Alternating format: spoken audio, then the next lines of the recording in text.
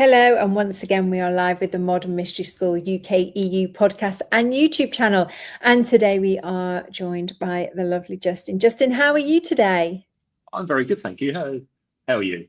Very well, thank you. And I'm excited about this chat because each year, a handful of people, just a handful of people that apply to become guides in the Mystery School in the lineage of King Solomon get accepted, and you were one of them. And it is a pretty amazing step to take for anybody, and it takes a lot of hard work to get there. I'm just filling everybody in the background of what this actually means. But from your perspective, why did you want to become a guide? What was the driving point? Why do you want to serve in this way? Well, first of all, as you say, it's only a few people that are expected to be guides. So I'm really grateful to be able to do this work and to share what was shared with me, basically. And the mystery school changed my life in such a massive way, and to be given the opportunity to be able to share that work, the inner work, your personal work with other people, is just an incredible honor. And what would you say, being a guide, just for those people out there that have no idea about the mystery school, no idea about the lineage, what does a guide actually do in the lineage, in the school? What are they responsible for, and what is their role, if you like? Yeah, I think it's almost like the definition of a guide. So you're not really a director. So you're helping people on their path to discovery, their journey to find out who they are. But it's just that you're not saying you need to be doing this or you should be doing that. It's, well, this is an option that's open to you. You could consider this. Uh, it's like helping people on their path to discovery and being there when they have questions to be able to give those answers. But it's not to make decisions for people. It's about honouring that person's own journey through the lineage. And how do you do that? What class is it that how do you do that for people? I suppose the most basic starting point is with the life activation. That's the sort of the core first step for anyone. Once they've had the life activation, then there's multiple other things like the full spirit activation really supports that. And there's the sacred geometry. I always would suggest that is a really good step as well, because it gives you tools to be able to start supporting yourself. But ultimately, you really want to be going to empower thyself, because empower thyself gives you the tools to be able to support yourself. And I always say to people when they first come to me that my ultimate goal is for you not to need me. I don't want you to be dependent on me. You should be able to help yourself, and then potentially, if you want to, if it's your calling, if it's your path, to be able to do what I do and bring other people into their own power, really. Yeah, and so on that, in that kind of discussion about bringing people to their power, what was your life like before you received initiation to now? Because I think some people might be thinking, well, okay, this sounds great. I'd like to be guided. I'd like to go to this class. I'd like to have tools, but it might not, they might think, oh, this is just something spiritual. This is just something quite far away from me. So I wonder how life has changed for you, you personally, in the way that you approach things. I don't know if you could give us some insights on that. I think the biggest change really would be having the confidence in yourself. Knowing yourself better gives you the confidence that actually, yeah, I can make a correct decision for myself, and I can do that without doubt and without worrying about what other people may think or say about what I do, because you've got the authority to make the decisions in your life, really. And those doubts come from pre-programming, really, from pretty much every sector of your life. And I had that I worked in corporate management for many years, and you're programmed to, like, be fearful for your job, worry about making mistakes, being perfect, which obviously nobody can be perfect. It's part of being human, is that imperfection, but you need to be working on it. And really, the freedom from that worry, that anxiety, that stress is the biggest thing for me, and is really like a joy to be able to share with other people. Do you think that this, you mentioned that you were in corporate management, so this is actually something that could be beneficial to people that don't think that they're spiritual then? Yeah, definitely. I mean, I worked with people, mentoring them when I was a manager in the corporate world. And when I came into the school, I actually found that some of the ways that I was helping to mentor people was what I was being shown as part of the path.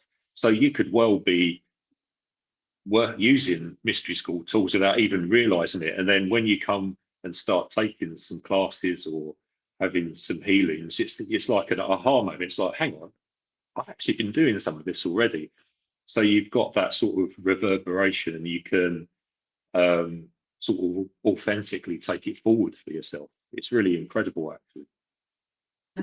Yeah, isn't that true that yeah, I often meet people that don't think they are spiritual in any sense whatsoever, and when it comes down to it, they actually, the way that they think, I mean, I'm probably gonna, my dad is like that, one of those, he thinks the way he thinks, I'm like, goodness, dad, that just comes naturally, in the way that he approaches life and such like. So people do have that, and they don't realize it's actually a very spiritual way to think about things and to be, because we are spiritual, that's our natural, that's who we are. So that's quite fun as well, and I think that helps people to understand you don't have to be one way or seen a certain way to be able to walk a spiritual path, to have these amazing effects in our everyday life. And I think that's really something that I would always like to get over to people, that this is for everybody, should they choose it. Yeah, it's almost like you start off in life as a child, like you sort of, you wonder with the world, you're sort of exploring everything, and then you start going to school, and that's when the almost like the reprogramming starts. So you start getting your rules, your regulations, what you should and shouldn't be doing, what's acceptable to society, what's not. And then your family will be doing the same things. Obviously, there's certain things in society are quite genuinely, like violent behavior, that sort of thing, generally should be programmed out of you. But when you come to the mystery school, you're almost undoing that programming to take yourself back to how you were when you was a child, in wonder and exploring, because you're basically doing that piece again. It is almost, like a rebirth in a way, but in a sort of spiritual sense rather than a physical sense. Yeah, and we talk about this in the Empower Thyself, actually, don't we, in the 12 dimensions, and Mhm. how we do need these foundations. And you're so right. If we haven't been given those at childhood, that our foundation isn't as strong as it can be. So when we come to the mystery school, we do go back in that Mhm. sense, and then we start to see everything with that wonder and that magic, and we start to get that really strong foundation. So it's fun, isn't it, how we start to master those dimensions and such like. Yeah, I Yeah, really love that. yeah, it's just like been such a joyous part of my sort of path with the mystery school, because I was sort of operating kind of independently on my spiritual path, not really realizing that there's a whole community of people really close to me as well that are basically doing what I was doing, but in a more structured way. And structure is important when with this work. You start having sort of unstructured work, then things can go a bit bit astray, shall we say.